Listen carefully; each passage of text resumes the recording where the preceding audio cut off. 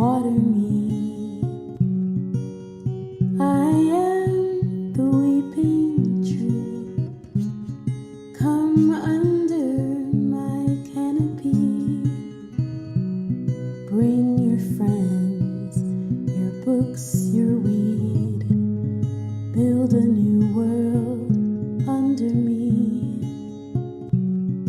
I am the weeping tree. Hello, everybody. I'm gonna let this song play out just a little bit longer because it's so freaking amazing. Nourished by the sun and sea. So good. So that is CIS on SoundCloud. Check him out. He is a black trans poet, writer, musician, vocalist, all around amazing person, great friend of mine. If you haven't checked him out already, check him out. CIS on SoundCloud, and yes, that is a joke about him being trans, because it spells out cis. So yeah, let's dive right back into Professor Chang's Tabletop Workshop and Andake Understood, Part 3 now out of 5 in this series. Before I get started, I'm going to talk a little bit about, if you're new here, who am I? Who is this person? Who's Professor Chang? My name is Connie. As you can tell, I use pronouns like they, he, and she. I am the GM and the executive producer behind the main campaign of Transplanar, which is the overall, umbrella channel that hosts all of these series. What is Transplanar RPG? That's a great question. We have a main campaign that is set in the completely homebrew, 100% homebrew, non-colonial, anti-orientalist world of Andake. That you can see the map over here. And what is Professor Chang's Tabletop Workshop in that case? This is a workshop series that I am kicking off this week with this special 5-part limited series where basically I give GM tips, advice about how to homebrew, stuff that you want for your own campaigns. We are currently working in the 5th edition of Dungeons & Dragons, but we also want to make it clear that we say fuck Wizards of the Coast, and we are working on currently transitioning out of 5th edition and building our own system / hacking a different system that might suit our needs better. But for now, we are still working under 5th edition. So much of the advice I give is going to be under the context of that set of rules, the D20 based set of rules.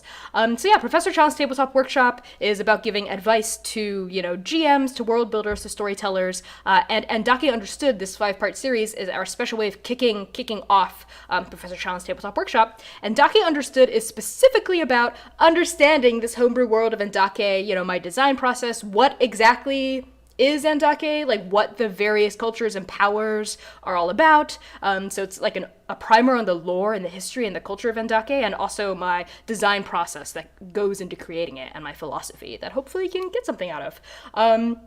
Some quick announcements before I begin. The next lecture 4 out of 5, where this is the halfway point, right? This third lecture is the 50% mark. We're almost there. The next lecture is tomorrow, lecture number 4, Thursday, July 16th at 5 p.m. Central on Twitch. Same time, same place as always. And after this 5-part series ends with a very special episode on Friday that is going to celebrate the birthday of one of our dear players, Max, who plays Dewey Quirk, the Aarakocra Ranger. Who looks like a pigeon person. It is the player Max's birthday, so if you want to join our birthday celebration, please definitely tune in on Friday at 5 p.m. Central. We are going to be sending out a special, Discord invite link for folks to hop in and join in on our Jackbox party games bundle, so don't miss out on that. And after Andake Understood ends, Professor Chang's is going to air every other Saturday at 3 p.m. Central on the weekends that our main campaign does not stream. So it's pretty easy to keep track of. Every other Saturday is going to be the main campaign, Professor Chang's main campaign, Professor Chang's, etc., etc. If you want to donate for some reason during this, go ahead. If you want to follow, go ahead. Every contribution, every follow is loved and very deeply appreciated, but there's no pressure whatsoever. I'm just going to be talking nonsense at y'all. So without any further ado, let us hop right into it. Oh, hello, RHL. I see this is your very first stream. Welcome to the community, to the group. I hope you get something out of this and find Andake somewhat interesting. So let's go into Andake Understood Part 3. You'll notice that the title of Part 3 is The Upstarts, Fresh Voices in Tabletop Gaming. Basically what this means is I'm going to cover, first of all, the actual upstarts of the tabletop roleplay game community. Basically what this means are some projects in indie, TTRPG, and the D&D scene and beyond that I'm excited about, that are made by queer people, Asian people, people of color, black people, trans people, etc., that I'm so excited to share with y'all. And I'm sure this does not cover the gamut of the amazing projects that are out there. So, let this be a jumping off point. Thank you for the follow, Bronze Status Photon. Very cool name, by the way. Next, after I talk about the actual upstarts in the world of tabletop role-playing, I'm going to talk about the upstarts in the world of Andake. Like I mentioned, this homebrew setting that Transplanar RPG's main campaign takes place in. The upstarts, as I'm calling this triptych of powers, are the Championship of Nabal, the Kingdom of Uhanahi to the south, and the clans of Kirtal, sort of to the northeast. Yes, that is correct. There aren't, again, for Andake Understood, there aren't going to be any intentionally, hard GM tips. I'm not going to be like, this is how you apply improv to up your NPC role-playing. This is how you can balance these mechanics that you're homebrewing. Design, balance advice, that's going to be kind of lacking for the Andake Understood series. This is more of a critical analysis of the culture surrounding Dungeons & Dragons, as well as my own approach into designing this world, and a deep delve into the lore of Andake. So again, I plan on giving out those kinds of tips and those kinds of advice after this 5-part series is done. So if you're just here for the hard advice, you can tune in Saturday, August 1st at 3 p.m. Central, but I highly encourage you to stay. You might get something out of this.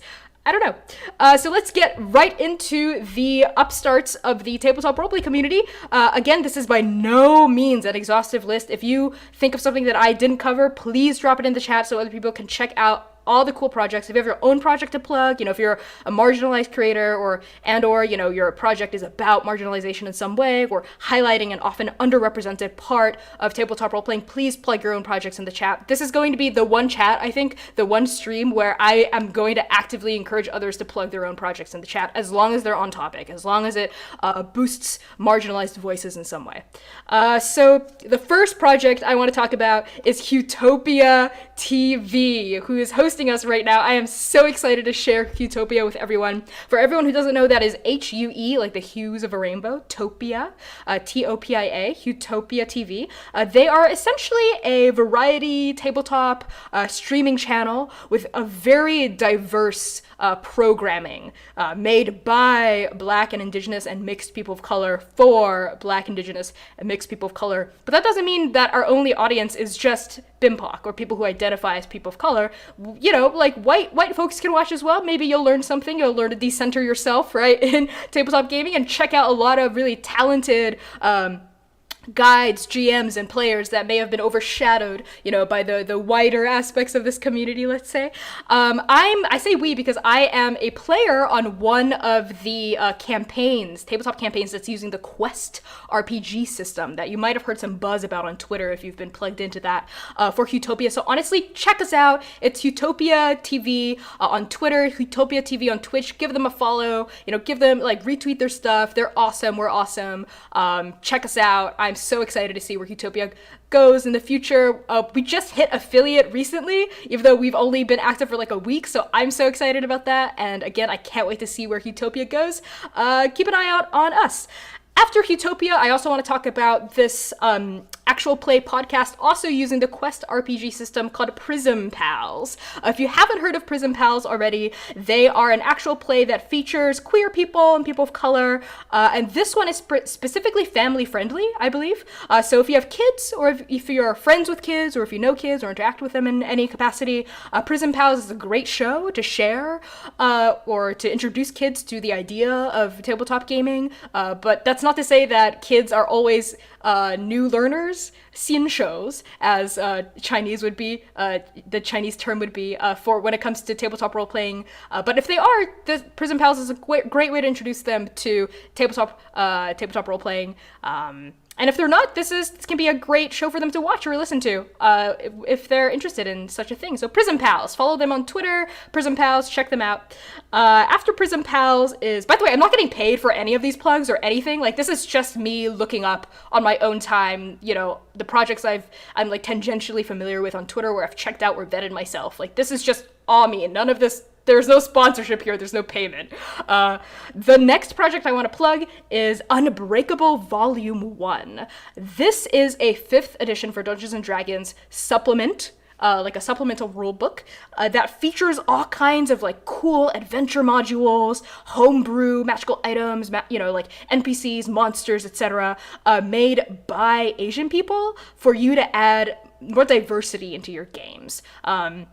So I just recently bought the hardcover edition of Unbreakable Volume 1 from DriveThruRPG, and I am really, really excited to dig my claws into whatever monster stat blocks or adventure hooks there are and put them into the main campaign of Transplanar. So if you want like a sneak peek into behind the GM screen, I highly encourage you to buy the PDF or the hardcover of Unbreakable Volume 1. Pretty much everyone who worked on it, the artists, the writers are Asian or people of color, in some way. Also many of them fall under the queer umbrella as well. So this is a great project to support. Next up is a project that recently met its goal on Kickstarter but could always use more money, is Jiangshi Blood in the Banquet Hall. You might have seen this floating around Twitter. If you haven't, Jiangshi Blood in the Banquet Hall is a brand new tabletop roleplay game made also by Asian people, specifically Chinese folks, I believe, with the following premise. This is really cool. You play as a family of Chinese restaurant owners in 1920s America, where by day you face discrimination, racism, but also have to run your restaurant, and by night you have to fight jiangshi, which are hopping vampires in Chinese folklore. I remember being very scared of jiangshi growing up as a kid. There would be this like arcade game at the children's museum that my mom ran. I'll talk about that part of my childhood later in this stream in the future. There would be this like arcade, this like horror booth you could like slide coins into, and you would like bring your like face up to this like VR set almost, like before VR was a thing, and it would be like to see how long you can stay in there. It was like a game of chicken before the jiangshi scared you. It'd be like hopping vampires hopping at you, and it might sound silly, like, oh, they just hop, but it's actually very fucking terrifying. And Jiangshi Blood in the Banquet Hall is a very cool project to check out if you're interested in horror, if you're interested in Asian folklore. And this isn't just, they specifically state on their Kickstarter, this isn't just for Asian people to play. They want people of all races, ethnicities, backgrounds to play this game and to get more a perspective, let's say, into Asian mythology that isn't written by white people, Oriental adventurers, right? So it's on Kickstarter right now. It's Jiangshi Blood in the Banquet Hall. You spell that JIANGSHI and then Blood in the Banquet Hall. You can look that up on Kickstarter, look that up on Twitter. They're awesome. The next project I want to promo that's, an upstart in the tabletop roleplay game community, also on Kickstarter, also met their goal, but could always use more money, is called Monster Care Squad, Legends of Old Amura. I am really excited about this one. If you are a fan of Studio Ghibli, if you're a fan of Miyazaki's works, if you're a fan of like soft fantasy, anime, this is the perfect Kickstarter to back. The premise is that you are part of an elite member. You're an elite member of a monster care squad, is what it's called, trained to help calm rampaging monsters and soothe them out of their rage. This RPG is set in the gentle fantasy world of Old Amura, which is, as I mentioned earlier, reminiscent of Studio Ghibli movies. That's sort of the aesthetic they're drawing on, and the art is incredible and reflects that perfectly. The objective here is not to kill monsters or kill people and get loot, right? It's to help monsters, help save them from their wounds, help save them from their rage, and help care for them after all of the monsters in this world of Aldamira that previously peacefully coexisted with people, and there was sort of a symbiotic relationship. These monsters, for some reason, have started going really mad, like in like the angry sense. They've been infected by this magical disease called the false gold, which is such a fucking cool name for a disease. It's named after like the oozing kind of like glittery wounds created by this disease. I wish I came up with that myself, like that's how cool it is. It made me go, damn, I wish I made that. So the premise is so cool. If you have extra bucks to spare, throw them at Monster Care Squad, Legends of Old Amura. They're on Kickstarter, they're on Twitter, check them out. The next thing I want to plug, you might have seen this floating around Twitter, is called ABOUT RPG. It is a crunchy, self-described system agnostic, hackable, narrative-centric tabletop system engine made by a Desi person that is transparent about its design intentions and its values as a game. It is a D10 plus D4, so that's 10-sided die and a 4-sided die system that sort of merges story-centric indie values with the crunchy tactical combat of a lot of action RPGs. So you can check out the core rules. They're on itch right now. If you look at ABOUT RPG itch, I have a copy of it. I haven't gotten through the entire core rules, but based on what I've seen, it looks super cool, and I'm excited to hack it and use and strip parts of it for transplaners, like new combat system or new mechanics that I'm interested in homebrewing myself. I'm definitely going to be using some methodologies I'm picking up through Bolt. So Bolt RPG, check them out on Twitter, check them out on itch. Super worth your time if you're interested in tabletop design. The next project I want to plug, and the second to last one, is called Swordsville RPG. You might have heard of this one again. It is another exciting project that describes itself as a Afro-punk sci-fi fantasy role-playing universe set in Tikor. Tikor, which is, based on countries of pre-colonial Africa. So if you're not familiar with the concept of Afropunk in general, it basically, broadly speaking, means black art, black creation and black participation in alternative subcultures that have historically shunned black people or have been racist against black people. So I think this is awesome. The Swordsville, has like a black team behind it with like incredible art. Like they already have like several like deliverables released. I think they have art books out, they have comics out. Check them out, swordsville.com. Check them out on Twitter. I believe, so they describe themselves as being split into 3 arms. So it's not just like an original system. They have 3 arms of the Swordsville. It's a cinematic universe. The SCU, Swordsville Cinematic Universe, yeah. The first arm is called the, World Anvil, yes, which is essentially like the setting and lore Bible that contains the lore, NPCs, gods, etc. of Tikor. The second arm is the tabletop roleplay game system itself. I believe that their system is based off of Genesis role-playing game. It's currently still in development based on my understanding, but you can find previews of class options, which they call professions, as well as previews of the core rules online if you look up a Swordsville RPG system. And the third arm of the Swordsville Cinematic Universe is what they call, the Swordsville Chronicles, which are a series of books and comics that dive deeper into the lore than what the World Anvil site can provide. And they have like books that are out for purchase that you can buy on their website. Super cool.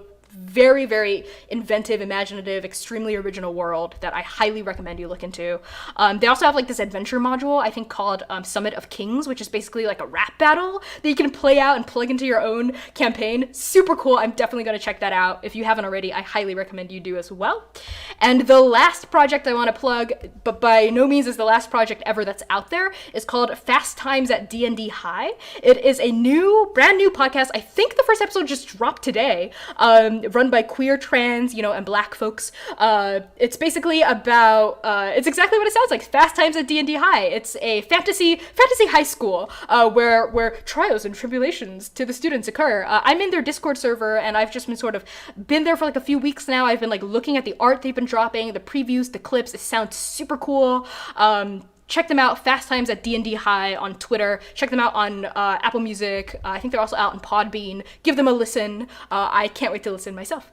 So that is all in terms of the upstarts in the TTRPG community. I will just repeat them all again from beginning to end if you want to look them all up. The first one, again, is Hutopia TV, that variety tabletop streaming channel made by BIMPOC for BIMPOC. And BIMPOC is BIMPOC. That means Black, Indigenous, Mixed, and People of Color. The second one is Prism Pals, which is an actual play podcast using the Quest RPG system that features queer people and people of color. It is very family friendly, so great for kids. The next one is Unbreakable Volume 1. It is a 5th edition Dungeons and Dragons supplement that features all kinds of adventure modules written by Asian people. If you're interested in diversifying your own campaign, Unbreakable Volume 1, buy their shit, put their shit in your games. They're awesome. The next project is Jiangshi Blood in the Banquet Hall. This is the Hopping Vampires and the Restaurateurs. Check them out on Kickstarter.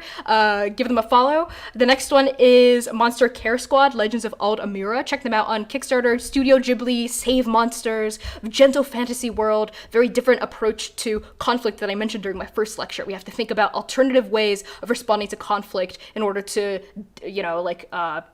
decolonize our approach to gaming. And I think that is a proper use of that term, decolonize. Yes. So moving on, ABOUT RPG is a crunchy, but also very narrative, system agnostic tabletop roleplay game engine developed by a Desi person. Look up ABOUT RPG on itch. I believe the core rules are out right now. The next one is Swordsville RPG. This is huge, the extremely diverse, extremely intense, deep world of Tycor. Look them up online, swordsfall.com. And finally, Fast Times at D&D High, this brand new podcast that just came out that I highly recommend everyone listen to. So, I'm going to take a quick water break. Going to check out the comments to see if there are any questions about any of that. Yes. Check out all of these things. Thank you so much, Ammo. Brukara Abido, who is our mod, who's been posting all the links. Thank you so much. I should have done that earlier. I should have prepped that earlier, but I didn't, so I appreciate it. So let's move on to the upstarts of the Andake world, the world of Andake. What do I mean by upstarts? Let's get right into it. Excuse me. So, as I mentioned earlier, there are 3 powers that I consider the upstarts of the world of Andake. There is the Championship of Nabal, which is where that heart-shaped little lake is. There's the Kingdom of Uhanahi, which is the triptych of islands down to the south of Andake. The archipelago, is that how you pronounce it? Archipelago? I'm gonna say archipelago from now on. And the clans of Kirtal, to the northeast of the main continent of Andake. So let's just go power by power, and based on their description, maybe you can get sort of a sense of why I call them the upstarts. But I'll just also let you know right now, I call them the upstarts because for whatever reason, either based on their history, based on their culture, based on their approach to conflict, they are sort of, they break away from the old guard, which is the triptych of powers that we discussed yesterday during my lecture. That is, of course, the Kingdom of Tulong, the Republic of Talmud, and the United Tribes of Jukai. These 3 powers, Uhanahi, Nabal, and Kirtal, are different in how they govern, different in how they approach the world, and I'm excited to explore that difference.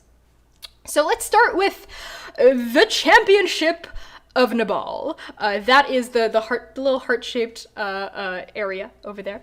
Let me pull up my notes for that.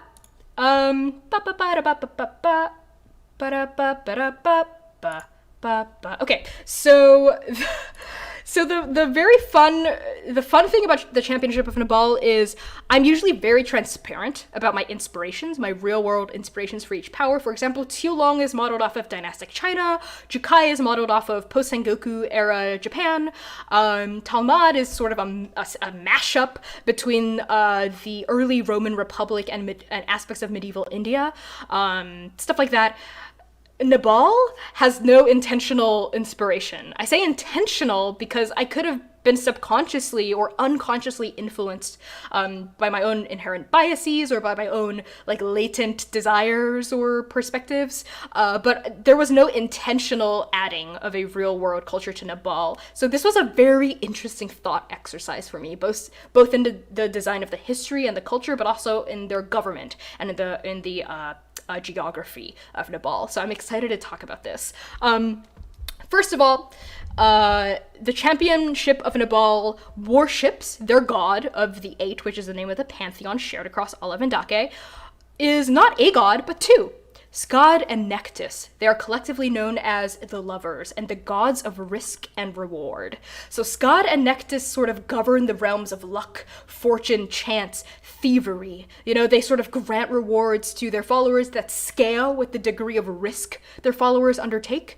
Their constellations in the night sky, their fixed constellations that sort of lord over all of Nabal, are joined together and sort of resemble a pair of embracing lovers. And, you know, in the mainstream Skad and Nektis religion, you cannot sacrifice to one god without sacrificing to the other. Those who do not abide by this maxim are said to provoke Skad and Nektis' ire, damning themselves to years of grievous misfortune. So you can't just be like, well, I just want to worship Skad, or oh, I just want to worship Nektis. That's seen as extremely sacrilegious.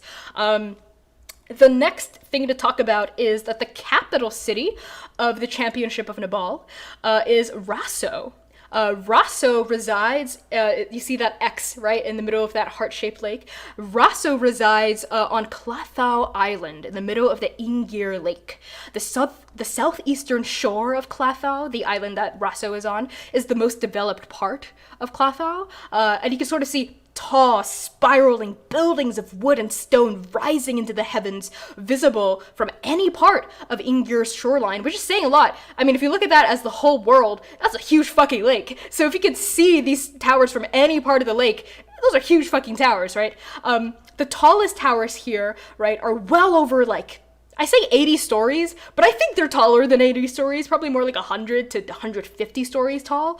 And these towers house the championship's financial, religious, academic, and artistic centers. Indeed, there's nothing quite like these towers of Rasso, that's what they're known as, each of which possesses several distinctive disc-like landings that fan out from all sides. And these landings famously have no railings to prevent curious sightseers from plummeting to their deaths. Though it is said that there is an aerial sort of taxi cab system that like is on the road for people who fall over and charge them a hefty fee to save their lives, because it's like a long drop down. You know, they'll be like, so do you want us to save you for 1,000 gold? And the person falling will be like, oh my god, fuck yes, save me! And you know, that's how they grift. Also, the area at the base of the towers are home to bustling market squares, you know, residential buildings, taverns, inns, shops, you know, other such amenities. And beyond the boundaries of the capital city of Rasso, the rest of Clathau Island lies relatively untamed, in the sense that it hasn't been settled by people, with a few slivers of land dedicated to agriculture, and some of the shoreline partitioned to fishermen. Fisher people, let's say, I don't want to gender it. Otherwise, the dense forests kind of in the heart of Clathau Island are untouched, like I mentioned before, by humanoid habitation, and are actually protected by very strict conservation laws, because there are several indigenous flora and fauna species that only exist on Clathau Island, and the people in charge of the championship have historically been very protective of this indigenous wildlife.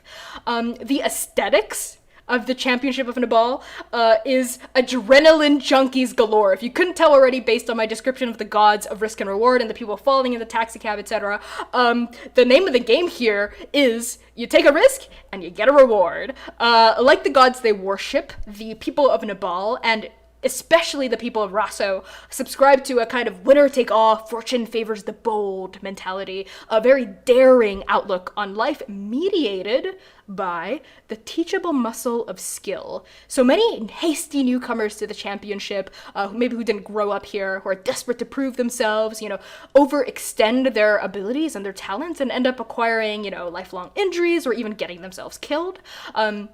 So those who truly understand the teachings of Skad and Nektis, it's not just daredevil, fuck you, I'll do whatever I want, I'm gonna jump off a moving train, though there is that. It is also a reconciliation of bravery with cunning and skill. So it's sort of like a combination between the trickery domains, I guess that's in canon 5th edition, and I don't know, dumbass slutty domain. Who knows? So the next thing I want to talk about when it comes to Nabal is the culture of Nabal. So what kind of a culture is fostered by and fosters this extremely risk-taking attitude toward life?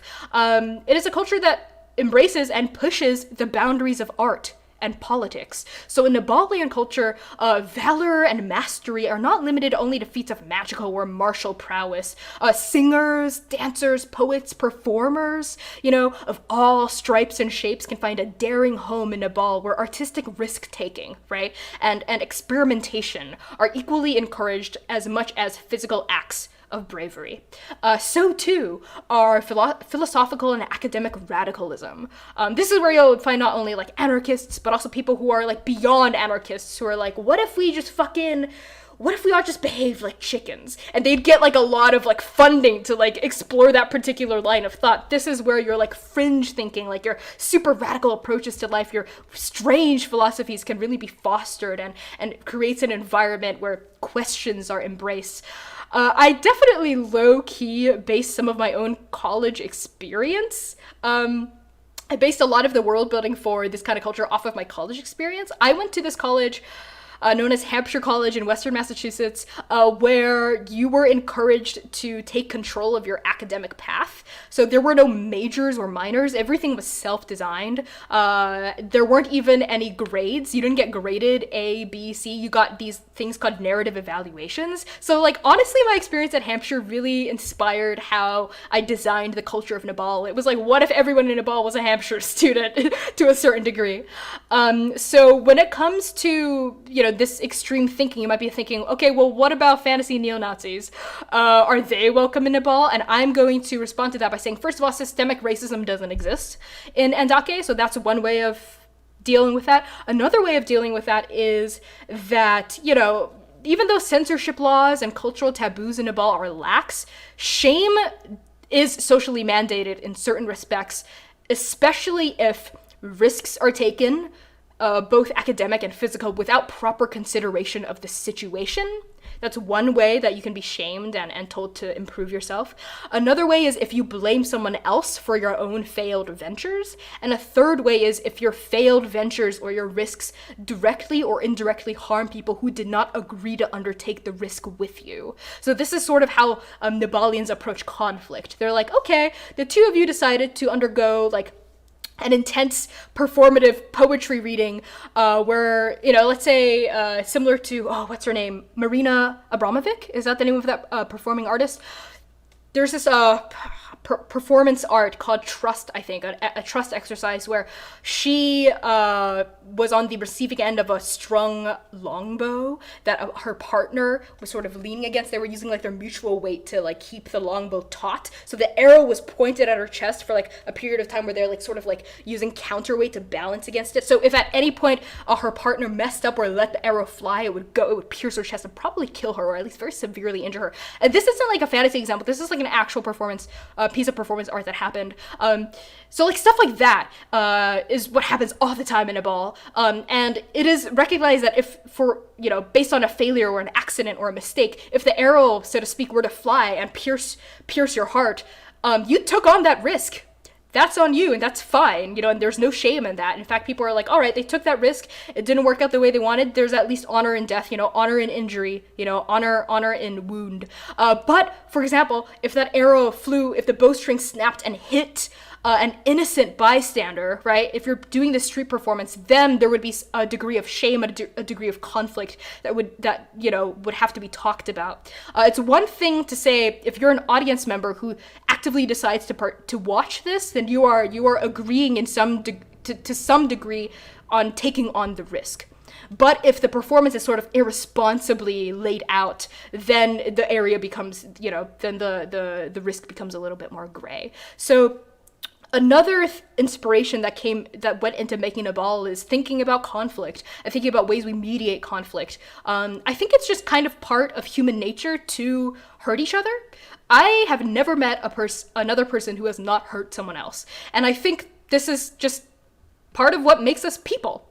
And Nabalians embrace that. Hurt is a part of life. Getting hurt, hurting other people, it's a part of life. It's how we deal with the hurt, right? It's how we apologize. It's how we vow to do better. And it's how we rewire our brains so we don't hurt the same people in the same ways all the time. That, is a true mark of who we are as people. It's our actions, right? And I'm interested in exploring that through Nabal.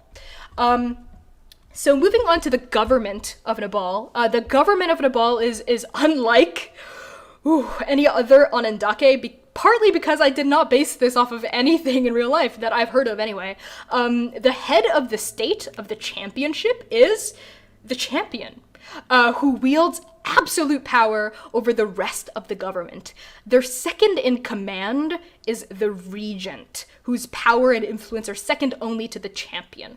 And supporting the champion and their regent is a sophisticated council of scholar officials, court magicians, and military leaders whose sole job is to, advise the champion and the regent on the best way to implement their vision through policy and through other mandates and whatnot. Currently, the champion of Nabal is this person called Nutok, and her regent is a person called Lesfim. Champions and regents are generally keen to get a lot done during their time in power because they only have 5 years to do it. That's because champions and the championship is not inherited or passed down, but won. The championship is not only the name of the form of government for Nabal, it is the name of their most famous event that occurs every 5 years. It is a grueling trial of brain and brawn and magic that determines the new supreme leaders of Nabal. The winner of the championship becomes the champion, and the runner-up becomes the regent. So even if you two fucking hate each other, you have to work together for the next 5 years. And everyone else who fails that year's championship, I've written, is automatically disqualified from partaking in any future championships, but I think I'm going to change that moving forward. I don't know if I want to disqualify everyone who's taken the trial of the championship. I don't think I want to disqualify them from taking it again and again. I think that actually might be interesting. So this is another example of this document being a living document, right? As I'm looking over it, any decisions I might have made, I can change later down the line if I feel like it doesn't suit my vision of a world, and I can change it because our PCs aren't in Nabal right now, so I have some time to work out the kinks before they get there, if they get there, right?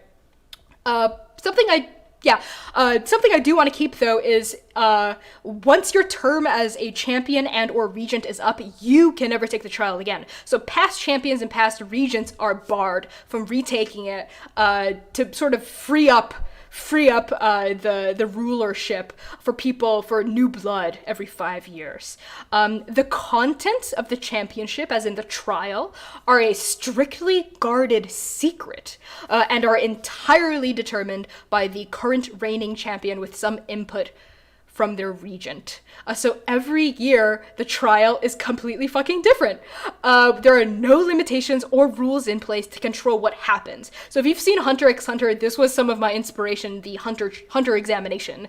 You don't know what's going to happen every year. The judges are different every year. It could be as simple as a single, notable championships have included a battle to the death, like a battle royale between all contestants. That particular champion was particularly bloodthirsty. It's also been like a standardized test that would put the standardized examinations of too long to shame with how fucking hard it was. It could also be the slaying of a mighty beast that's been terrorizing, the countryside of Nabal. It could, other stuff like that. It could even be like a huge tournament of rock, paper, scissors. It completely depends on the personality and the whims of the current champion and their regent. And to sort of also to sort of add to this level of risk, the contents of the championship, right, if you want to prepare for it, are only revealed the day before. So people have been preparing for the championship by it's probably a safe bet to keep up on your training, to keep up on your academics, your schooling, but you can never truly predict it, and that sort of adds to the risk of it all, because after all, that's the name of the game in Nabal, risk and reward. So, as you can probably expect, a system of government like this means that Nabal is accustomed to intensely variable periods of boom and bust, because, just because someone wins a championship doesn't mean they'll make a good leader. And this is actually a topic of intense debate amongst the scholar officials who serve underneath the champion and the regent. They're like, this is how it's been done for thousands of years. But is is it hindering us from competing with the other major powers in some way? Because so much of our policy depends on whoever's in charge, which is determined by luck and by, daring. But that's part of the lifeblood of Nabal. So this makes Nabalians a very hardy people who, similar to Jukans, are familiar with the winds of change and are adaptable. Finally, the language of Nabal. I would like to flesh this out more later. I know that I have very sophisticated developed language systems for Tulong, Jukai, and Talmud. I haven't really developed a very sophisticated one for Nabal yet. All I have down is the native language of Nabalians is Nabalish. Nabalish is sort of a guttural tongue populated with rolling consonants and tongue clicks. I was sort of inspired by German a little bit, but everything else I just sort of threw in there based on linguistic terminology I knew. Nabalians, when it comes to their way of speaking, like to get straight to the point with very little room for ambiguity.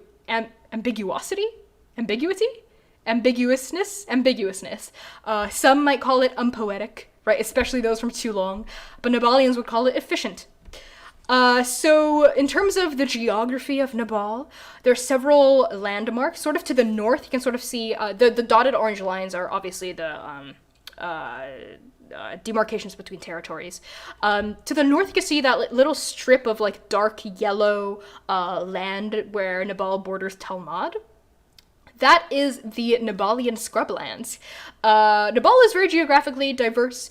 So, this northern part is made of scrubland, and it's a feature shared with the Republic of Talmud. As we discussed yesterday, the Talmudans call the scrublands the Jadidan scrublands. The Nabalians call them the Nabalian scrublands.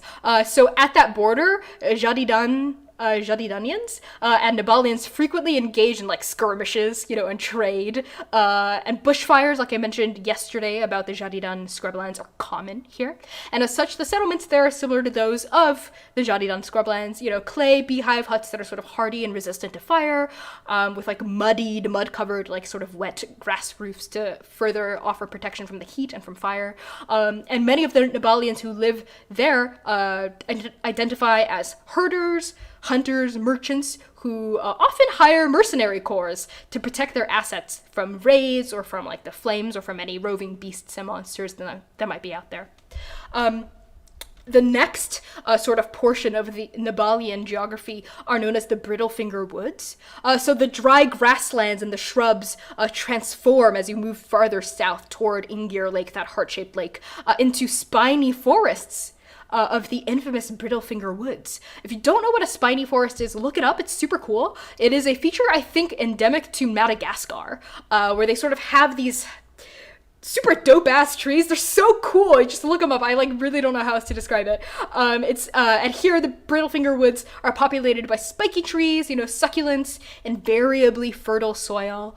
And these spiny forests see Nabalians sort of clustering the peaks of the highlands that exist here, where the trade winds are wet, making the earth good for farming. And here the foundations of homes are sort of made with stone, while the walls and the roofs are made from decay-resistant wood harvested from the spiny trees, from the spiky trees. And desert creatures also frequently roam. This is my interpretation of a desert creature. Frequently roam these forests. They sort of hide behind cacti, so they sort of have these twisting limbs, sort of look like a pseudo-budo, I guess, from Pokemon. They also hide underneath the rocky soil and in the shaded areas of rain shadow cast by the highlands. And these creatures, these beasts, like bulettes and whatnot, pose a constant threat to the livestock and the livelihood of farmers. I'm specifically staying away from orc raiders roam this region, and leaning definitely more into there's just animals that want to eat your cows, and can you shoo them off with a pitchfork? They're huge, so you might want to hire some people to help you out with that, as opposed to demonizing a race in D&D that is frequently ascribed to Black people, disabled people, Jewish people, Asian people, etc. So as we travel farther south, the Brittle Finger Woods of Nabal transform into the azure grovelands of central Nabal. So the subhumid forests, this is what they are, of the azure grovelands, azure? Azer, I'm going to say Azer for now, are the most densely populated area of Nabal. So here you'll find cultivated farmsteads, fishing hamlets, larger villages and townships that sort of dot the fertile like prairie lands stretching between copses of trees.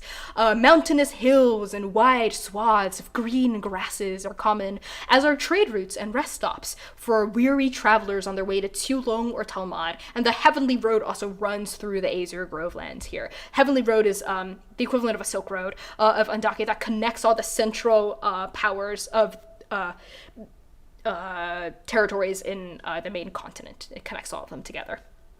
And the southeastern border of Nabal and of the Groveland is populated by a subtropical bamboo forest. You can probably see that's sort of where the cross-hatching is, which demarcates the boundary between the championship and the Kingdom of Tulong. And like the northern border, these forests are also strictly guarded by officials from both sides of the bamboo partition, let's call it. Their paper agreements backed with fire and steel. Finally, there is Ingir Lake. Well, not finally, we have two more geographical features I want to talk about. Ingir Lake, which is that heart-shaped lake that I've been referencing a lot in westernish, central-west Nabal. In common, not in Nabalish, Ingir means love shorn, which is a fitting name considering its heart-like resemblance. Ingir Lake is the third largest lake in all of Andake, yielding the second place to Uma Ori, or the three-hoof lake, that horse-shaped lake in northern Jukai, and the grand prize to Moroz's massive Zima Lake. And we're going to talk about Moroz tomorrow. I'm very excited to talk about Moroz, actually. Nevertheless, Ingir is extremely deep, massively wide, so much so that the opposite bank is impossible to see even on the clearest of days. If you're standing at like the point, you can't see the crack, the butt crack of the top. And again, like I mentioned earlier, Ingir Lake itself is populated with islands of various sizes, shapes, and habitats, including Clothau Island, which is where the capital of Raso is housed. And the long and winding Bian River originates from Ingir, as you can sort of see there, ending somewhere in the God Spine within the Kingdom of Tulong. That is the Bian River. It's sort of like cuts through all of southern Andake, the main continent anyway, not Uhanahi. And finally, the last geographical feature I would like to talk about when it comes to Nabal is the Dragonfang coast in southern Nabal. Finally, this is where the forests and the grasslands of Nabal give way to a jagged stretch of warm yet windy bluffs, rocky beaches, and sort of tidal flats dotted with tide pools and sort of saltwater deltas. And you can see seaside towns built atop hills overlooking the vast Hima Sea, which is the southern ocean, to the south. And that is sort of Nabal in a nutshell. I'm going to take another drink of water before moving on to the next thing I want to talk about, which is the Kingdom of Uhanahi.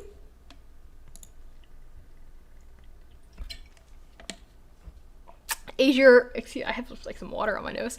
Azure, as sheer, Azure, is that correct? Azure. Connie recommends. Oh, thank you for making that thing. It's just such a chaotic college, but also it would have given me, Hampshire. Chaotic is an interesting word to ascribe to Hampshire College, which is where I went to school. I would describe it more as extremely self-directed. And if you struggle with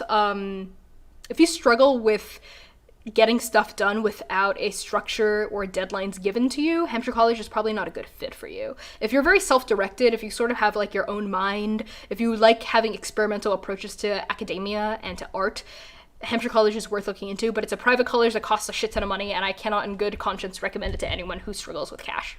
I just can't. Instead of A, Azure. Okay. Thank you, my lovely mod. Let's move on to the next upstart of Andake, which is the Kingdom of Uhanahi. Azure. Okay, I'm gonna remember that.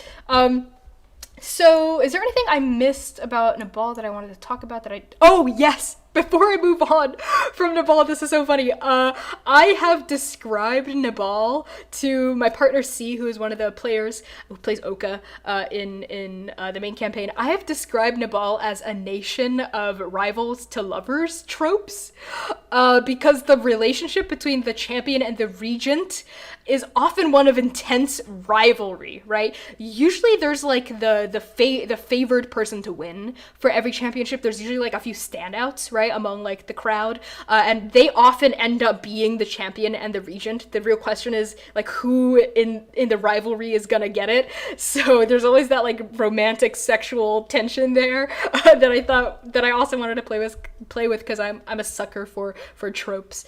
And also the relationship between the champion and the regent of Nabal also reflects Nabalians' worship of Skad and Nectis, who are the lovers.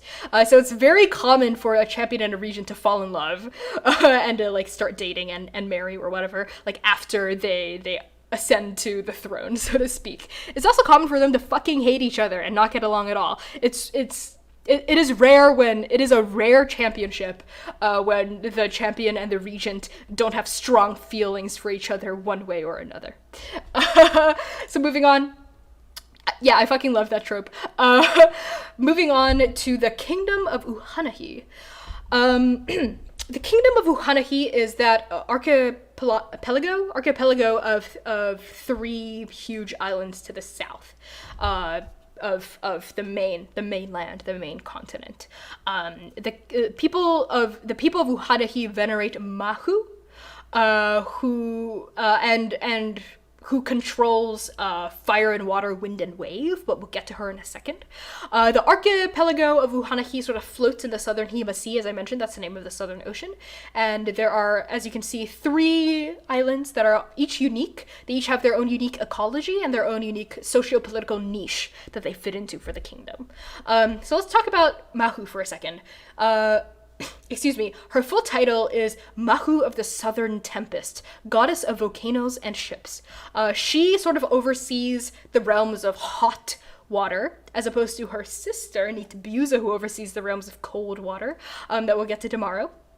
Mahu oversees hot water, wave, and wind. She also determines the fate of seafarers. So those seeking safe passage on the ocean often leave offerings of herbs, berries, fish, poultry to appease Mahu, and followers of Mahu venerate fire and water in equal measure, and have recently actually pioneered a previously unknown form of scientific technology in Andake, steam-powered automatons, steam-powered ships, steam-powered machines, etc., that was completely pioneered by scientists and inventors in Uhanahi.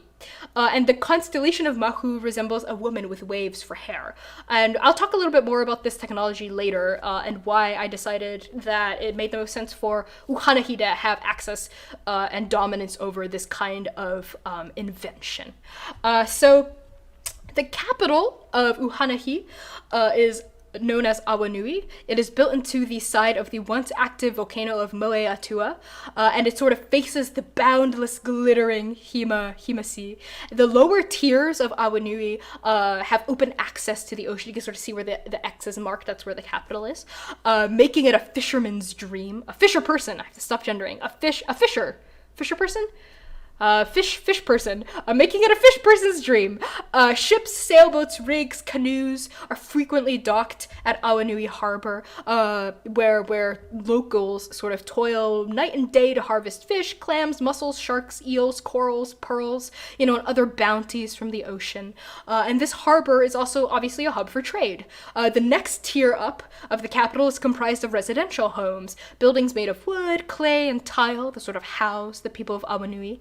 And farther up are artisans' houses, craftspeople's guilds, libraries, dance halls, saloons for music, laboratories, alchemists' workshops, other such, venues for art, science, and community. And finally, we have the noble offices, the homes and workplaces of advisors to the throne. And at the very peak of this tiered city of Awanui is the Royal Palace, a dazzling, sprawling complex close to the summit of Moe Atua, sort of like the volcano's crown. And the current ruler of Uhanahi is Queen Olalani Kakoa.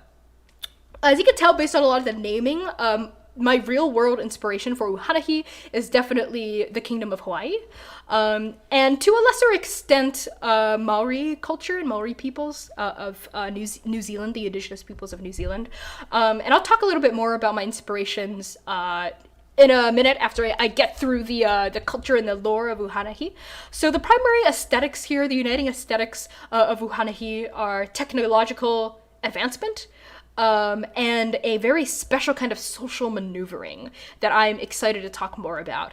So throughout the years, many outsiders from like Nabal, Tulong, Jukai, even the court, even Talmud, even Kirtal, have tried to like come into Uhanahi and like assert a sort of like imperialistic control over the islands for one reason or another.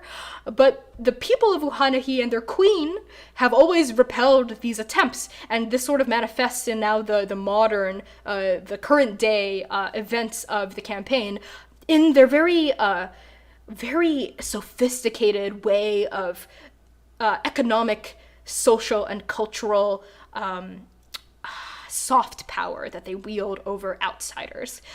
So this sort of history, this kind of like fraught history between the people of Uhanahi and the people of the mainland has sort of imbued sort of watchfulness and resilience and creativity into the cultural memory of folks who are native to Hanahi.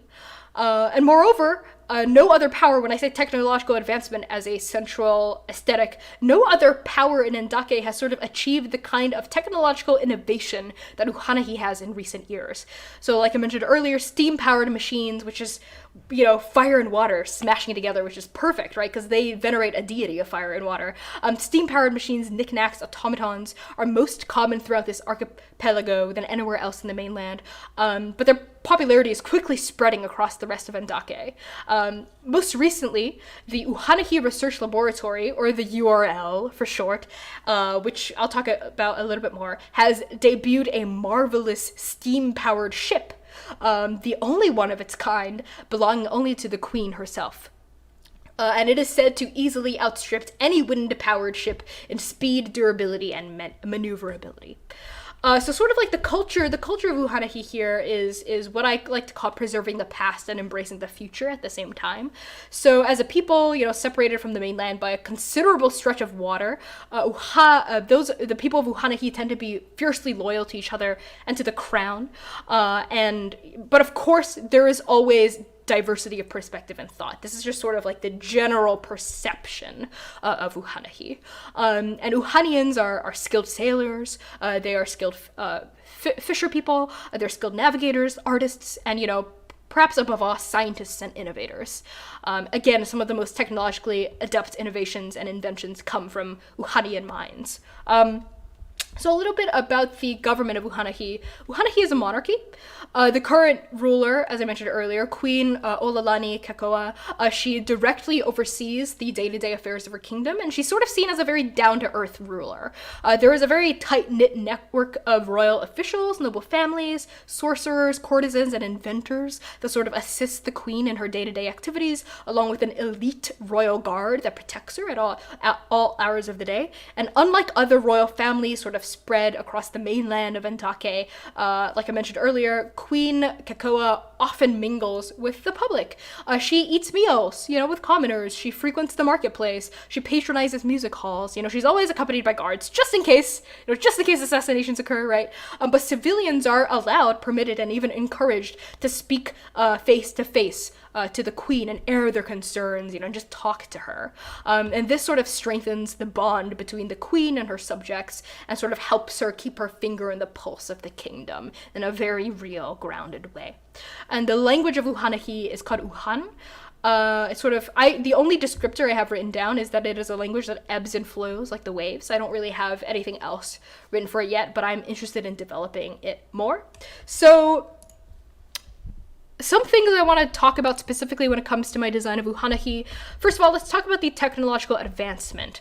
I really wanted to push back against the normative narratives and depictions of Hawaii and other Pacific Islander nations as being quote-unquote less advanced than like Western civilization, And I also wanted to redefine like attempt to redefine what it means to be advanced in the first place, right? Questioning this notion of advanced as a metric at all. Like, on whose terms are we determining advancement? Like, what qualifies, right? Like, why in Western perception are machines seen as advanced, but folk remedies, oral histories, and nature-facing technologies aren't, like, I think that's a very colonialist way of looking at the world. What even qualifies as a technology, especially in a fantasy world. Thank you for hosting Transplanar and following Game Freak Geek Girl.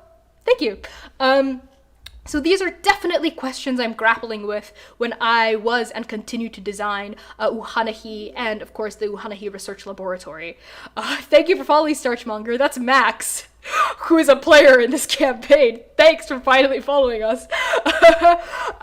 So yeah, these are the questions I'm thinking about, and I'm always trying to check myself, when it comes to my depiction of Uhanahi, especially because Hawaii is such a huge inspiration, both in the naming of things and also in the culture and the geography, because, it's an archipelago.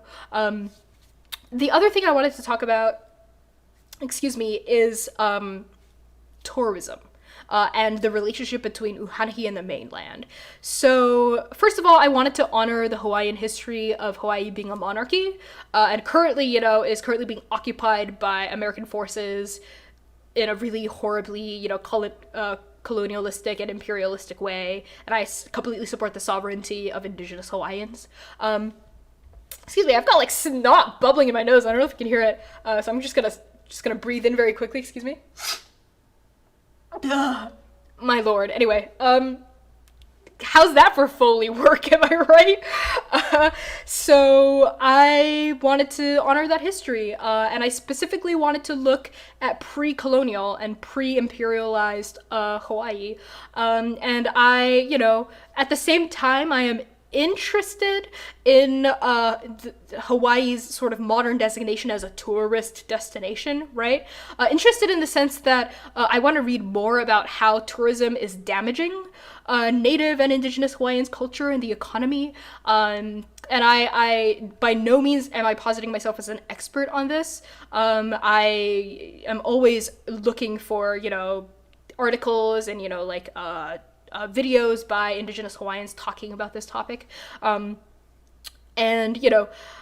that's sort of my inspiration for one of the three islands, the island of Hailina, which is sort of to the north. It's the smallest, kind of most round island to the northwest of the body of the archipelago, if we're looking at it from the map perspective. Hailina is the name of that island, and that island, I've written in my notes, is known for being the most public facing. It's the most tourist friendly island.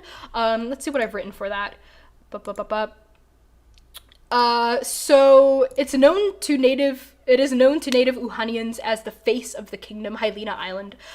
Here are the waves, I've written, the waves are tame, the beaches are warm, and the mountains supremely hikeable. But now I'm questioning the way in which I'm describing Hailina in the first place, because it sounds like something out of a fucking tourism brochure. And there's a way that I think I can play with it to make it ironic and to make it self-reflexive and specifically call into question this idea of Hailina being a tourist-friendly destination, but I don't think I'm accomplishing that right now, so I'm interested in rewriting my description. But this is the description as it stands, and I want to be transparent. So of the three islands in the archipelago, Hailina is the friendliest to outsiders. There are rest stops, taverns, recreation centers, gambling parlors, and other such entertainment venues, which are very common along the leagues-long boardwalk encircling the entire island. And the kingdom's best courtiers and performers often frequent this island, and they sort of schmooze and talk and manipulate nobles and officiates from the other nations who come and visit Uhanahi. And it is said that a deal struck in the inns of Hailina is felt everywhere else in Andake. Because of this public-facing persona, very few native Uhanians call Hailina their home. That's sort of what I've written for the description of Hailina. So my inspiration for Hailina, as I mentioned earlier, is tourism, but specifically in the absence of a colonial context in Uhanahi, unlike in Hawaii, where we cannot escape the colonial and imperialistic context of tourism. But I read a very, so unlike the colonial context where it forces Hawaii to be dependent on its, a self-exotification and a selling of the islands as a colonized fantasy to outsiders, right? But more so, I'm sort of trying to step away from that history, first of all, because it's not mine and I really don't know a lot about it. But also, I'm interested in using fantasy as a way of exploring how Uhanians can leverage soft power to get what they want from people who seek to exploit them, but really, it's the Uhanians who have the power in those transactions, when outsiders and nobles and officials from other countries like Tulong or Nabal or Tamahat visit and are like, ooh, look at this cute little island. Well, I'll drink some punch. Oh, but really they're getting, they're getting manipulated by the courtiers of Uhanahi. Perhaps manipulated isn't the best word. That sort of paints Uhanians as conniving, and I don't want that connotation to be associated at all. Let's say more the skillful social navigation of that, and the wielding of soft power, and diplomacy. Even though I think that the term diplomacy and diplomacy as a concept is also very troubled. So moving on to the rest of the description of the remaining islands in Uhanahi. After Hailina, which is sort of to the northwest, to the northwest of Uhanahi. They're sort of in central Uhanahi. The largest island is Khadrangapuni Island.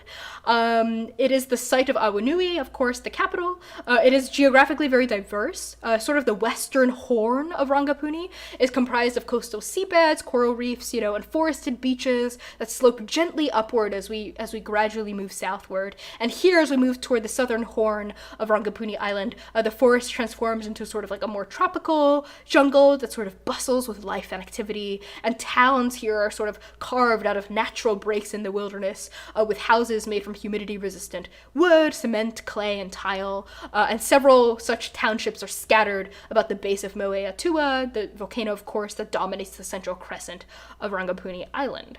And finally, last but not least, is Nawa Island, to the east, sort of that crescent-shaped island, I suppose. It stands in stark difference to the outsider-friendly Hailina.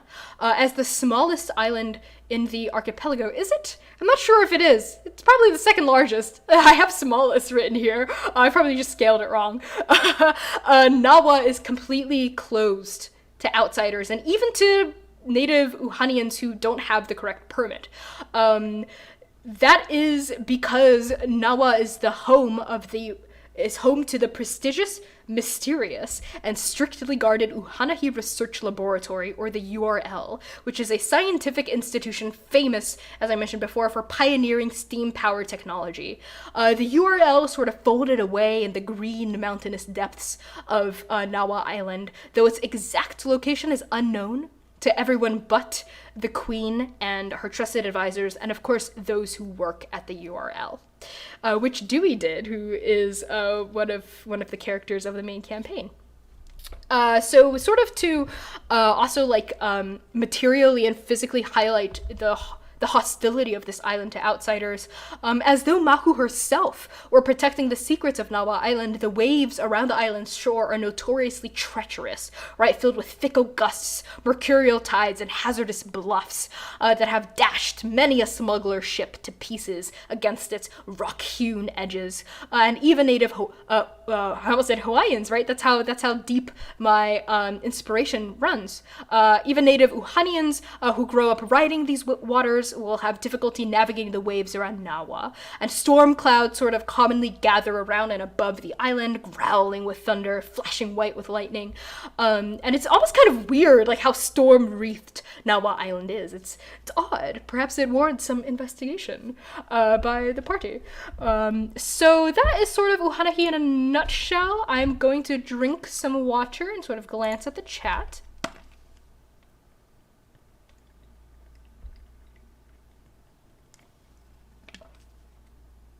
ASMR channel for you, right? My disgusting snot snorting.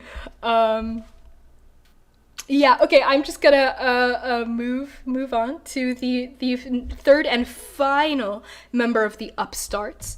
And that is the clans of Kir Tal, sort of to the northeast, I guess, of Andake. You sort of see them, they're written in green across that huge jagged, it's a chasm. Chasm.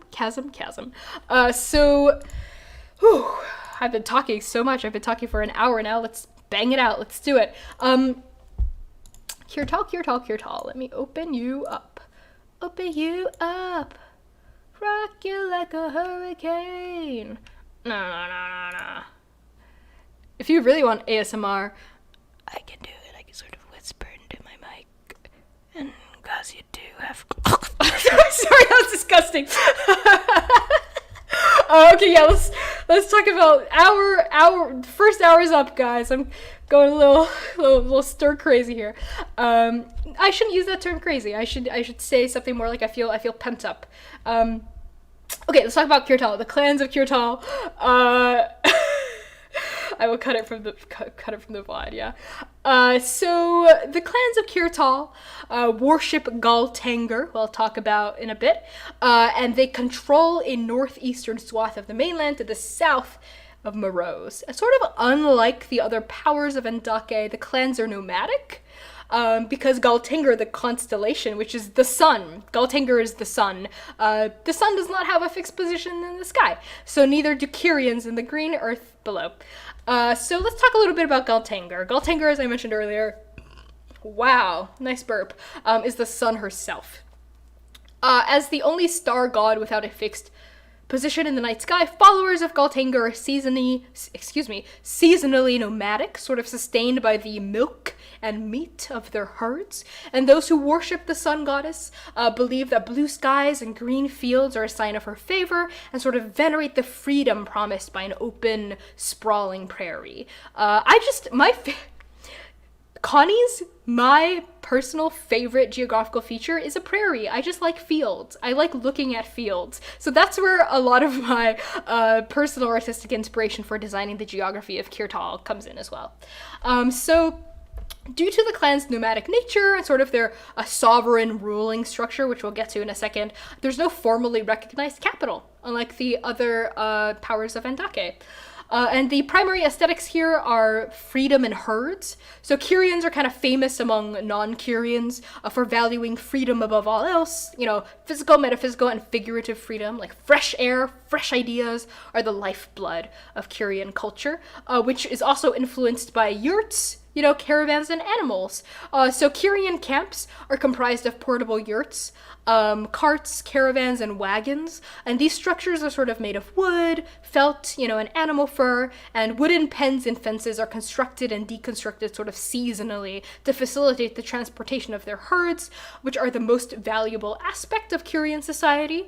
The clans of Kirtal here subsist almost entirely off of the meat, milk, and wool of their animals, and depending on the particular clan, a herd might consist not only of goats and sheep, but also horses, cows, dogs, camels, elks, moose, hippos, zebras, rhinos, antelopes, yaks, you know, elephants, all sorts of roaming animals.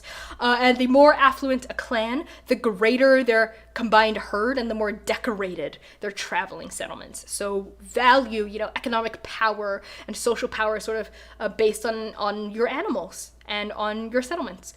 So in terms of the government here, each of Kirtal's many dozens of different clans is headed by a leader known as an Agan, a leader who has final say over sort of matters, decisions, and conflicts, but also answers to a council. And the language here is Kyrian. I really haven't got too much, just sort of like the other upstarts. I only really sort of fleshed out the language systems of the old guard for now. This is definitely something I would like to flesh out more as the main campaign develops. But the native tongue of the clans is Kyrian, and a specific linguistic note here is that Ka, which is a QA instead of KA or KHA. Ka here is a prefix to denote great or an order of a pretty supreme rank. So Agan is sort of the equivalent title of a lord, a ruler, a noble, a king almost. So a word like Kagan, you put that together, would mean like a supreme Agan.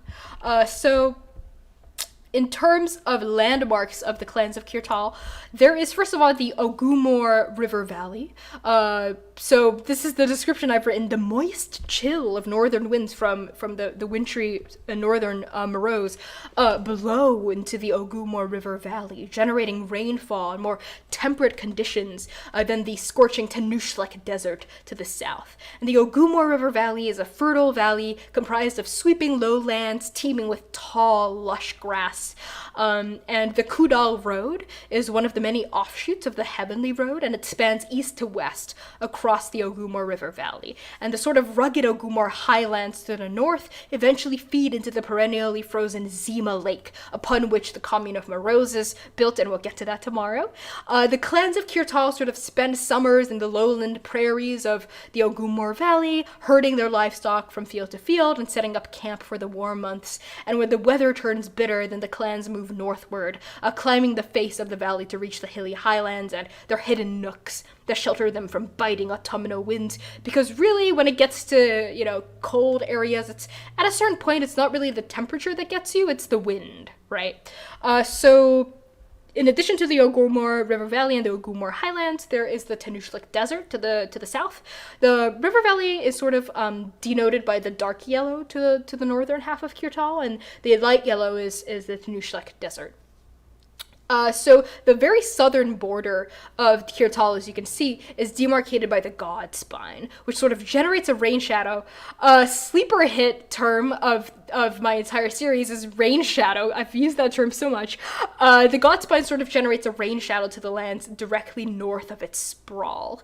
So the kind of subtropical Tanushlik Desert then extends from this rain shadow, and it's a hot environment that only the hardiest clans call home. And here, rainfall sort of occurs in short bursts, and some say that the atmosphere is so hot and dry that drops of rain sometimes evaporate before they even hit the ground.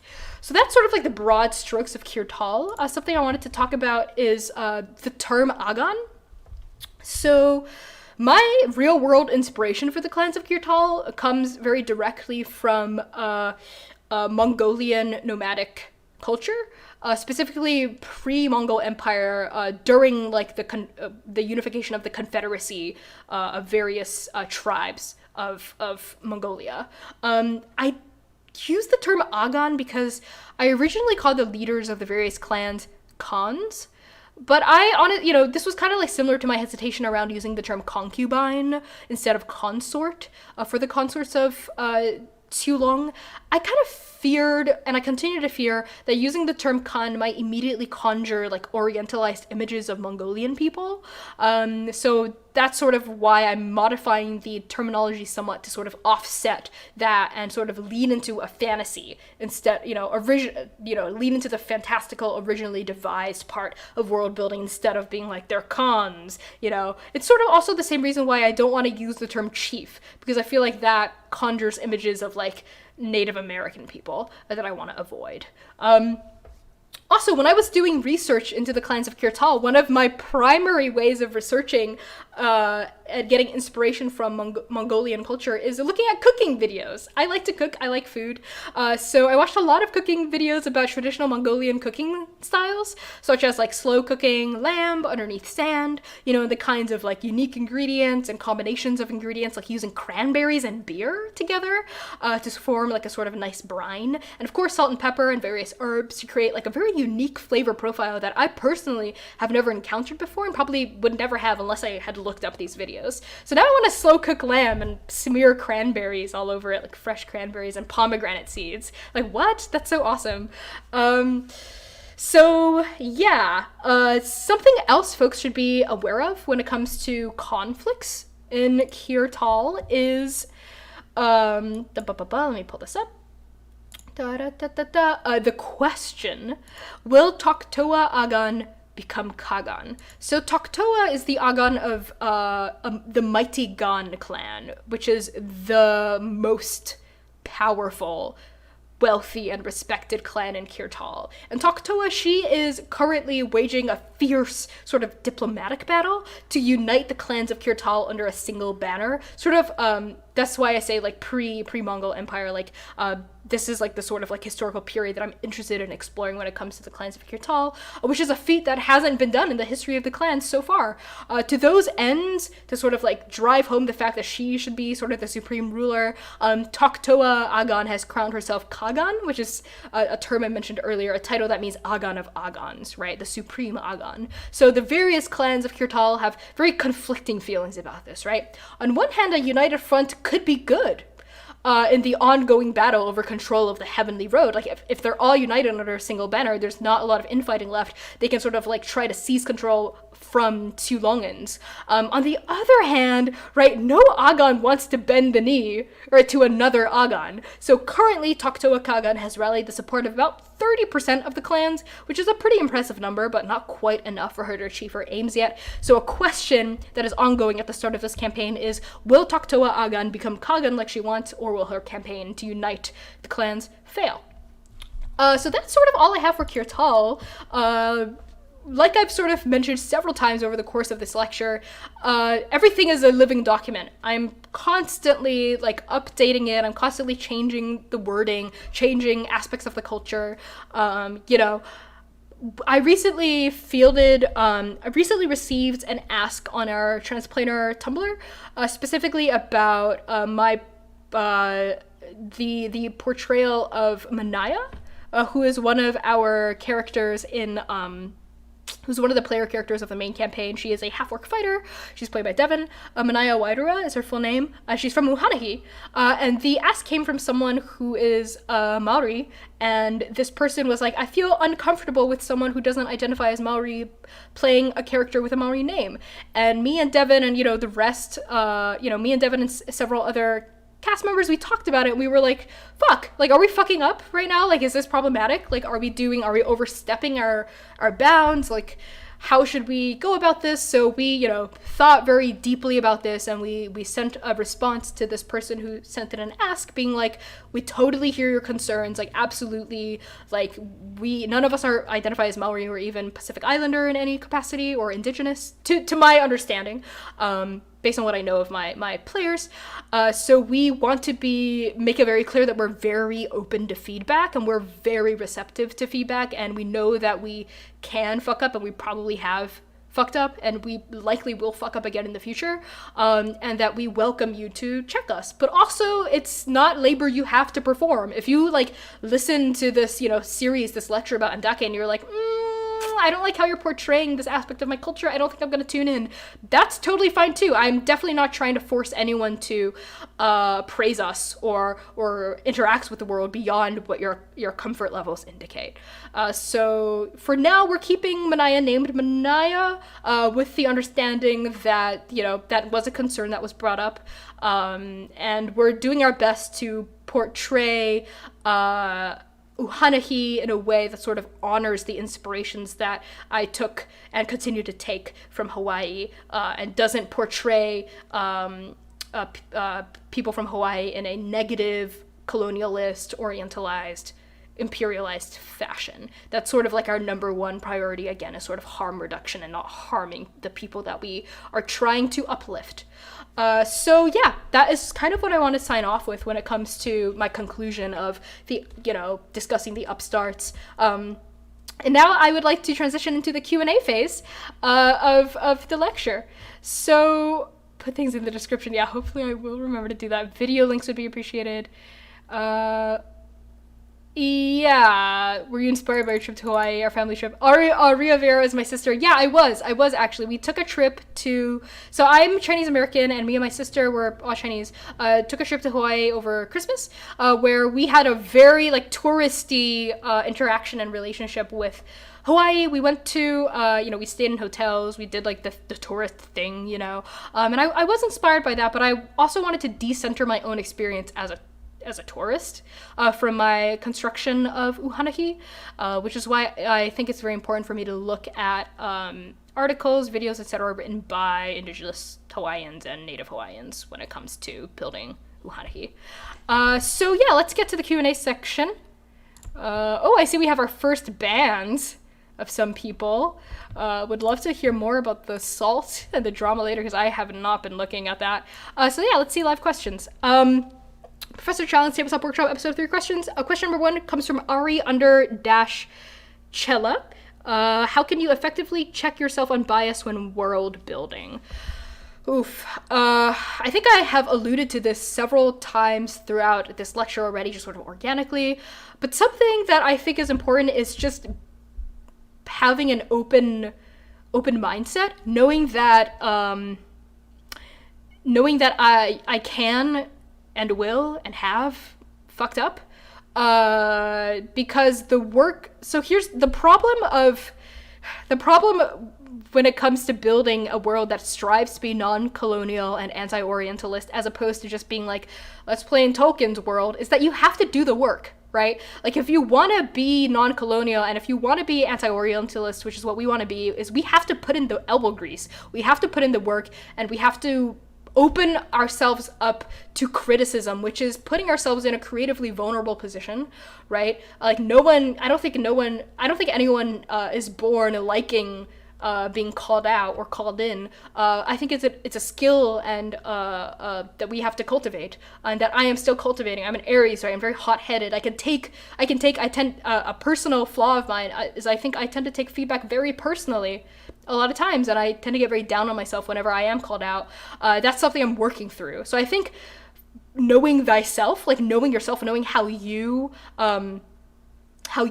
most effectively receive critique and feedback, and knowing how you can take care of yourself without asking other people to perform the labor of taking care of you, is important work that should be done when you're trying to check yourself on bias. So I know, like, a strategy I do for myself is I try to set up boundaries between work and personal time. So if I'm like doing something that's specifically about the creative work, I can be like, okay, I can gather myself, I sit down and I do the work, but then I also make sure to sign off when I sign off and just not interact with my world, just like not think about writing, not think about creation, so then I can sort of generate the energy to grapple with these very hard questions and issues later on.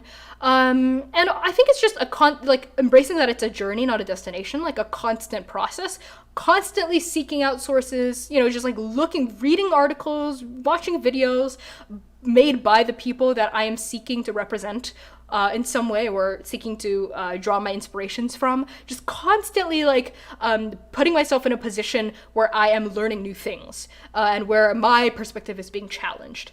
I specifically follow people on Twitter that make threads about these things that make me feel uncomfortable, because discomfort means I am growing. So that would be my response to you for that first question. The second question is from Scarlett Tanager. Thank you again for asking a question. You've been very engaged, Scarlett. I appreciate that. Did the gods get to choose which districts to work in? Did the gods get to choose which districts to work in? I'm not sure I quite understand that question. I see that Erica's typing, so I'm going to wait for Erica to finish typing. I'm going to go back to that question. Give you a chance to maybe clarify what you mean by that. I'm just not quite sure I know what that means. So the third question is from Aria Vera, who is my sister. Were you inspired by our family trip to Hawaii? I answer that, yes. The next question is from Yivniv. Freaking love this name.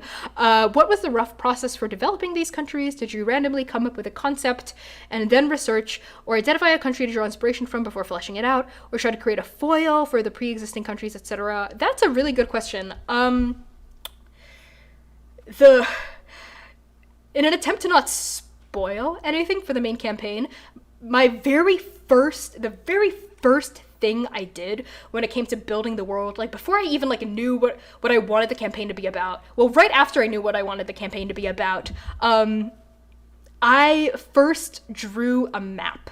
Before I came up with cultures, names, powers, anything, even gods, I just drew a map. I opened up my notebook and I just sort of doodled, and without spoiling anything, I made sure that the world reflected the end game of the campaign. I don't want to say anything more. I will say it's an Easter egg. But I made sure that the physical layout of the world reflected the endgame, and one of the first features, before I even like determined what the territories were that I populated Andake with, was the God Spine. I knew I wanted there to be some sort of huge, like, geographical landmark around which I could build the rest of the world. I was like, what is the one defining trait about Andake? The first one is that there's a main continent and an island. Okay, or islands rather. What is the second defining trait of my world? It's the God Spine. It's this huge mountain range that bisects the main continent, and everything just sort of flowed from there. I knew, because I'm Chinese, I knew I wanted to draw on my own culture for at least one of the powers, so that's where Tulong came from. And then I was thinking, like, okay, like during a session 0 / a section -1 that me and the cast had, we sort of had like a wish list for things we wanted to be in the campaign, and I had that wish list sort of up on like a what's it called, like that meme from It's Always Sunny where Charlie's like in front of the board where he's like drawing his connections. I had sort of like a board like that where I had everyone's like wish list up there, and the rest of the world was informed by that wish list. And one big item on the wish list for my players was to build a world that was diverse, to build a world that wasn't Eurocentric, to build a world that like used cultures that were not Western European. So I just started looking up various cultures. I like looked up, I was like, all right, so what are some cultures I know of? I know India, Mongolia, Japan, Korea, let's see, Russia, sure, Hawaii, Maori culture. I just like looked up like a bunch of cultures in the very beginning, just completely freeform. I was just like writing down ideas on my notebook, like looking, and because breadth can be very overwhelming, honestly, this was kind of arbitrary. I just sort of like picked a few that I could easily find research on, and then I sort of like focused on those, and that's sort of how Talmud was birthed. That's sort of how Jukai was birthed. That's how Morose, Uhanahi was birthed, and eventually the court, which I'll get to tomorrow. Uhanahi and Morose are our two remaining powers that I'll get to tomorrow. After sort of picking the specific countries that I wanted to focus on, then I did a more deep delve research into the cultures, the specific time period that I wanted to derive inspiration from, right? Because India isn't just India. There's no Indian aesthetic. That's, I think, a very Orientalist way to approach it. I tried to be as specific with the time period as I could, and even my specificity when it comes to my inspiration for Talmud is medieval India, which is a huge fucking period of time. Like I mentioned this yesterday, but I wish I was more specific, and I that's something I am working to do. I am trying to be more specific with my inspirations, because then I think you can avoid common Orientalist traps. Okay, let's go back to question number 2. How did each... okay, Erica says, I think what question number 2 is asking is, how did each god / goddess / deity become in charge of the territory they're associated with that the gods pick? That is a wonderful question. Thank you, Erica, for clarifying, and thank you for asking it in the first place. Scarlet Teenager. So... if you have the Dungeon Master's Guide for D&D, they give you a list of various domains that gods can be a part of. I think there's like the War domain, the Life domain, like the Tempest domain, domain of Trickery, stuff like that. I used that list to jumpstart my decision for the various domains that the gods are in charge of. I knew that I wanted to represent a god from each domain in the Dungeon Master's Guide. This was before like everything about Wizards of the Coast came out, on my end at least. This was before I became familiar with the discourse around Wizards of the Coast. I think if I were, I would put less pressure on myself to be loyal to the canon of the Dungeon Master's Guide. But this is just how the process worked out. So I think there are 8 domains. I'm actually going to look it up. Dungeon Master's Guide, Divine Domains. And I think this is the Cleric's Divine Domains that they have. You're going to be like a domain of light, domain of death, domain of life, etc. And I think I try to reflect each of these domains in the gods. So there's the Raven Queen is rules over life and death. That's a death and life domain. There's a domain of light, which is Galtanger, domains of tempest, northern tempest with Nitbiuza, who we'll get into tomorrow, and the southern tempest of Mahu, which is also the domain of like fire, flames, domain of war, that's Udabathi, a domain of trickery, that's Godin Nectus, domain of knowledge, that's Mengshen Zhidi for Tilong, the domain of nature, that's Sen, transformation in nature, stuff like that. That's sort of where the domains came first, and then I assigned gods to them. In terms of the territory, in terms of the lore of the territory, that's a great question.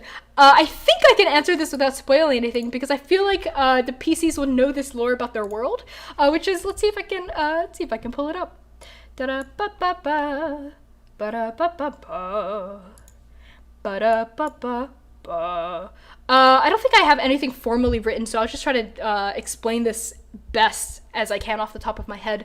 So sort of the beginning of the world of Andake, the gods are widely, it is said in folklore and in mythology that the gods roamed the now, which is the Andakan equivalent of the material plane, way before mortals were even like a drop in the bucket of the imagination of any of the gods. The gods sort of like played, there were no strict boundaries between now, after, and beyond. It just sort of was. The gods roamed the world, and they each sort of had their favorite, corners of the world that they just liked, And yeah, I think that answers the question. The gods sort of picked the parts of the world they were drawn to, and I try to make it clear in my lore and setting document that the gods, the divine, and the world and the stars cannot so easily be separated. It's not like it's like Mahu is in the volcano, Mahu is in the waves, Mahu is in the stars, right? It's almost like a kind of a animistic approach to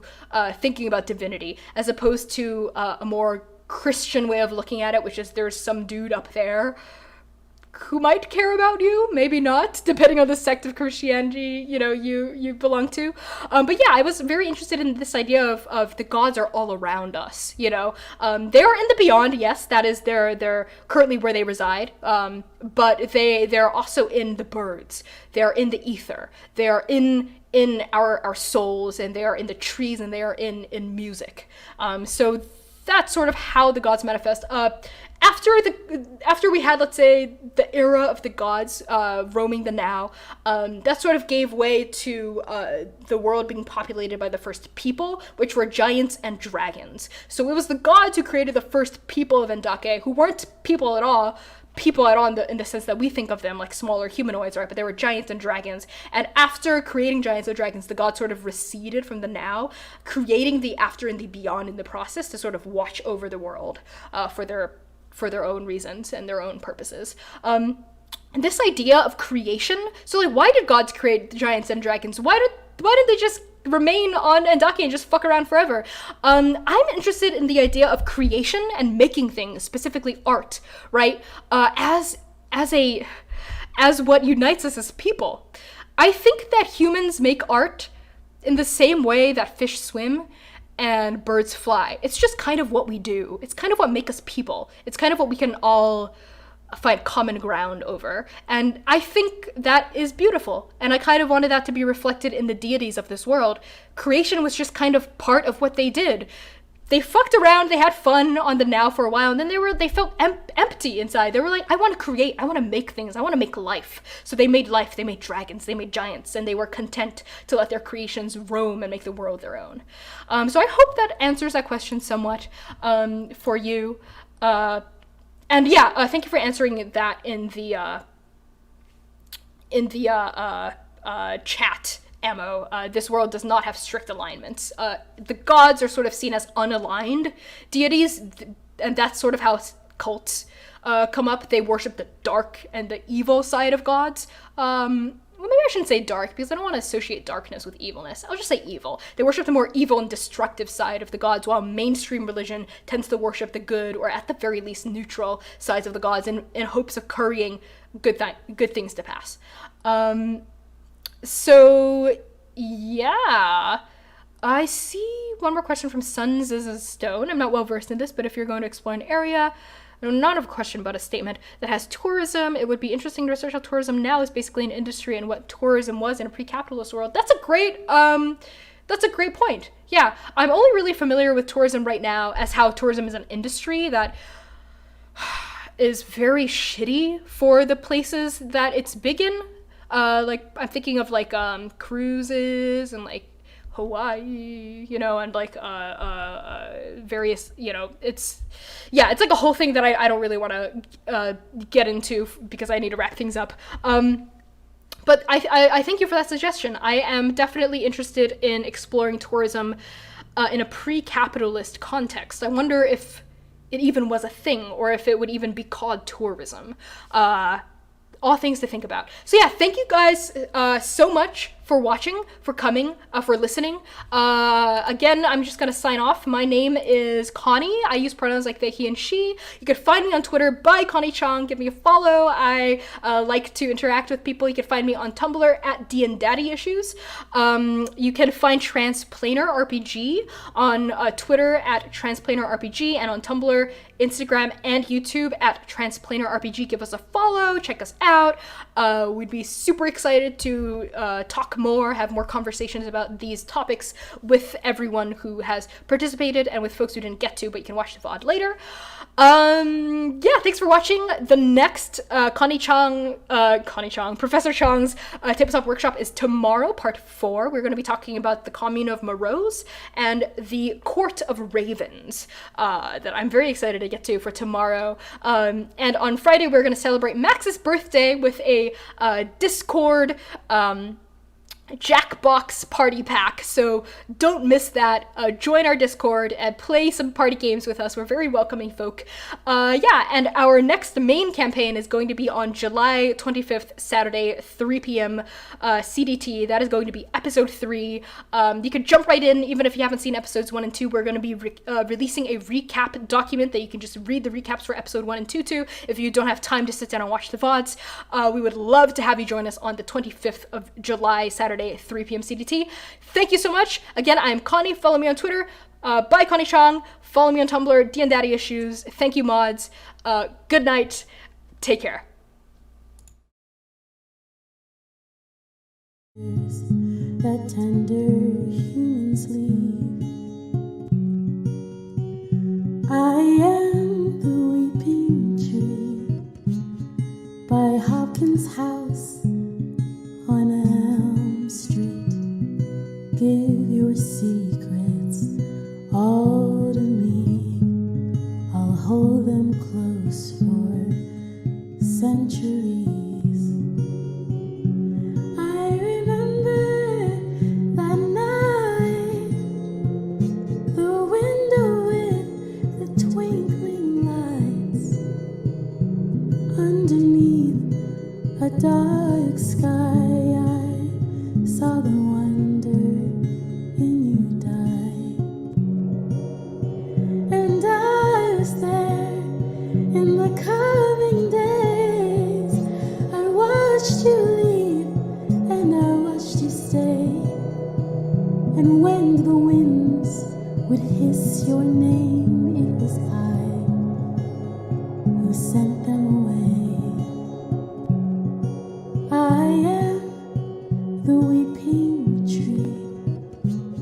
I don't grant wishes, and I can't clean away the marks that lovers leave, so I wear them all over me.